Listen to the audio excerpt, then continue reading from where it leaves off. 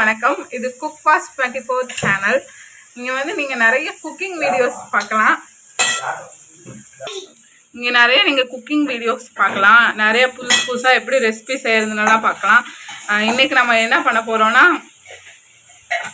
ஆட்டு ஈரல், அதாவது ஈரல் வறுவல், ஈரல் மிளகு வறுவல் நம்ம பார்க்க போகிறோம். இதை எப்படி செய்கிறதுன்னு ஒரு ஈஸியான சிம்பிள் டிப்ஸ் உங்களுக்கெல்லாம் கொடுக்குறோம். நீங்கள் இதை பார்த்து என்ஜாய் பண்ணுங்கள். ஒரு வடை சட்டி, ஃபஸ்ட்டு ஒரு வடை சட்டி பேன் ஏதாவது வச்சுட்டு அதில் ஆயில் ஆட் பண்ணுங்கள். ஆயில் கொதிச்சதுக்கப்புறம் இந்த கடுகு இதெல்லாம் எதுவும் ஆட் பண்ண வேணாம். கறி லீவ்ஸ் போட்டு ஆனியன் ஆட் பண்ணுங்க.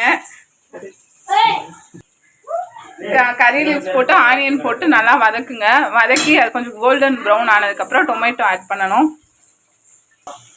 தக்காளி வதங்கிட்டே இருக்கட்டும். அதில் ஊற்றுறதுக்கு நீங்கள் வந்து தேங்காய் அடித்து வச்சுக்கணும்.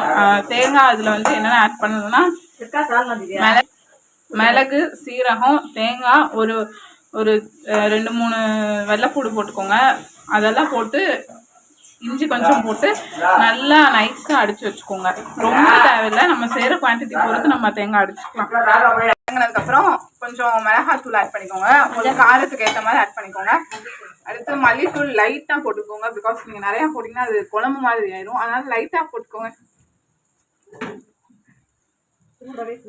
இதில் கொஞ்சம் மஞ்சத்தூள் ஆட் பண்ணிக்கோங்க. மஞ்சத்தூள் வந்து இந்த ஸ்மெல்லாம் எடுக்கிறதுக்காகவும் கொஞ்சம் போட்டுக்கலாம். அந்த மஞ்சத்தூள் கலர்லாம் நம்மளுக்கு கொடுக்காது, ஸ்மெல்லை எடுத்துரும்.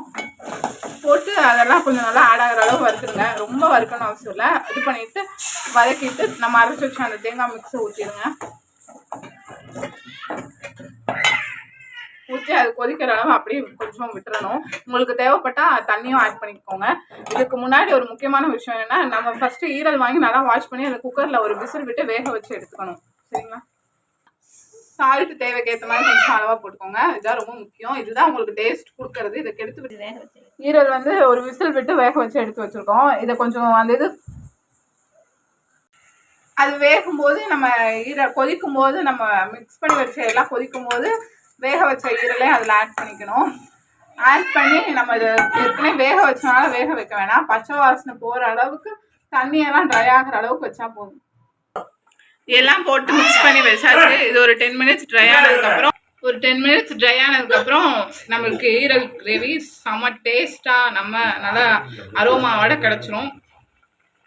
வெயிட் பண்ணுவோம். சூப்பரான ஈரல் மிளகு கிரேவி ரெடி ஆகிடுச்சு. வாங்க சாப்பிடலாம்.